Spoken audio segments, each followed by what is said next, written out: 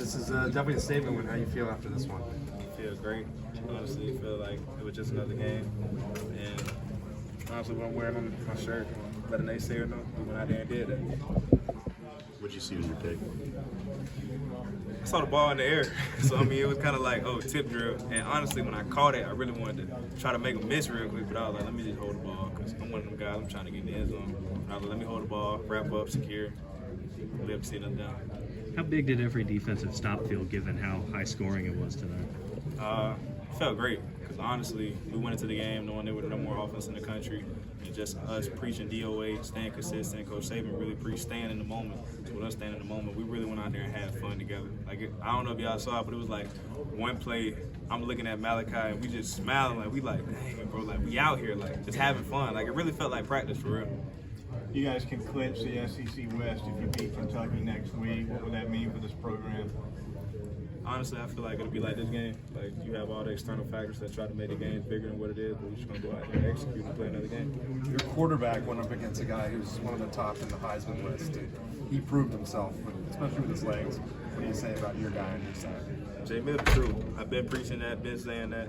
Length, like I said, let a naysayer know he really went out there and he's getting better every game. He's growing, not only growing as a player on the field, but off the field. Like he's growing as a leader, growing as a man, truth be told. Did you see the secondary kind of respond when Jalen went down? When Jalen Key went down, and the other guys kind of moving around and stepping into roles? We looked at him and we said, Key, we got you. Like, we have guys that prepare for moments like this and we practice hard. We have position versatility and we went out there and we just told them, like, hey, man, we're going to go out here and fight for you. So it kind of, I won't say we weren't already motivated, but it just added fuel to the fire. I think they got a water for you right there. Oh, yeah, let me get that. Seems like this defense has an ability to make a big play in some of these big games. It seems like your pick was that big play tonight. What is it about this defense that you guys seem to come up with those plays when you need them? This defense really loves playing with each other. So when we go out there, we really, like honestly, truth be told, when I was out there, I was mad the game was over because I was out there having fun with my brothers. And when we go out there, we just love being around each other, playing with each other, and really enjoying the moment. Like, we know that this was arguably, like, I mean, you take everybody in Chattanooga, they're going to be a great team, but this was our last big home game, and for us to be able to go out here and put on in front of our crowd, it meant a lot to us. Coach said you had two big ones, and now as the schedule gets a little lighter before the Iron Bowl, Coach challenged you guys to keep up the momentum. Moving forward, what's the overall message from the leadership group? The message is the same thing. Continually preaching consistency. I would say persistency too.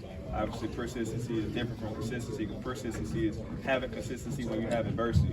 So, like Coach preached in the game, they were going to hit us, we were going to hit them. It's about the last man standing. And obviously, as we even preached fourth quarter, we were able to live by that, and we're going to continue to grow from that. I know you guys are on the other side of the ball, but when you look up and Jalen's got 4 rushing touchdowns to 3/4 a program record, I mean, how has he evolved from when he stepped off the field against Texas tonight?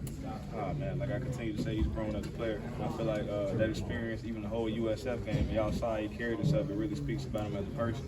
Jalen's one of those people who shows up to practice early, leaves practice late, and he really loves the game, and he really wants to be great at it. So it's just good to see his hard work paying off.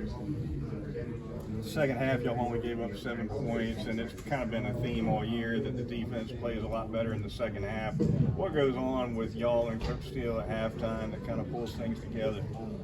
If I told you what Coach Steele said in there, they probably wouldn't want me doing media. No, I'm just playing. But Coach Steele just going in there and really just getting us fired up. And obviously, you know, the second half, we could go out there and make adjustments. So when we go in there and make adjustments, we go out there and execute. And obviously, like LSU, they did a good job of changing the picture. But we really wanted to go out there and start fast. And I feel like we kind of did a better job of that. And obviously, everybody's calling us a second half team. But we're just trying to continue to build and work as far as playing 60 minutes of Alabama football. What was the biggest adjustment from tonight's game at half? The biggest adjustment was communication. They had a lot of mesh concepts. They ran crash 7. So it was really just as far as communicating and over-communicating. Obviously on defense, when you over-communicate and you can alert what we're going to go to before it happens, it makes you 10 times more successful. We did a better job of doing that in the second half. After your interception, the record on Bryant-Denny was broken in the loudest moment.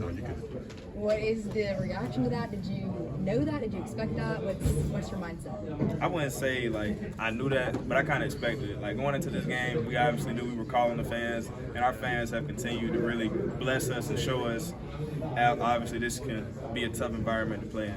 And when I caught it, I'm a playmaker, so I really was trying to get it higher than that by scoring a touchdown, but it was crazy. It was really a surreal moment. How you feeling? How you feeling? If I'm being honest, I'm hurting. A little sore, but I'm gonna get through it. I'm gonna be fine. Yeah, I noticed that Malachi, I think, had John Wick.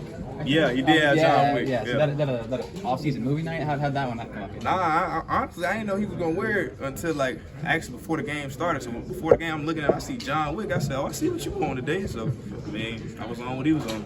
Yeah, what do you think? Sorry if you got to before, but what do you think it means to get the LSU and Tennessee ones back at home after last year and how those games played out? Obviously, they say, man, that get back. Like we suffered. I won't say we suffered, but we had this game. Thinking about this game, obviously in the fourth quarter, this time last year. Well, not this time last year, but obviously in January and stuff. And just games like this, it really mean a lot to all the people in Tuscaloosa. And we want to just continue to make the people proud and go out there and play for them. Obviously, when we get together, we come and we make a whole with the city, so I feel like it really meant a lot. Terrion, what happened last year at LSU and then what happened tonight? Just kind of what did you learn about what this LSU-Alabama rivalry means and kind of means in the standing of the West, too? You always ask good questions. Honestly, this game really meant a lot to me because last year, obviously, I had to watch the game from home. I was sick, I had caught the flu, was in the hospital, and just to watch my team go through that and not be able to be there for them and be a part of that, it honestly broke my heart, and I just kind of made a vow to myself, like, man, when I get in this game or get in this moment, I feel like I got to go out there and give my team my best. And our coach,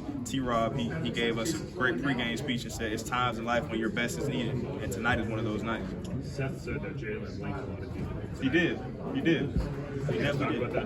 Yeah, we talked about it before the game. And obviously, when we take a knee, we go out there and we do our little handshake, link, and it's something like we said, we really go out there and preach it. He definitely did. Thank you. You watched the game from the hospital? Yeah, I did.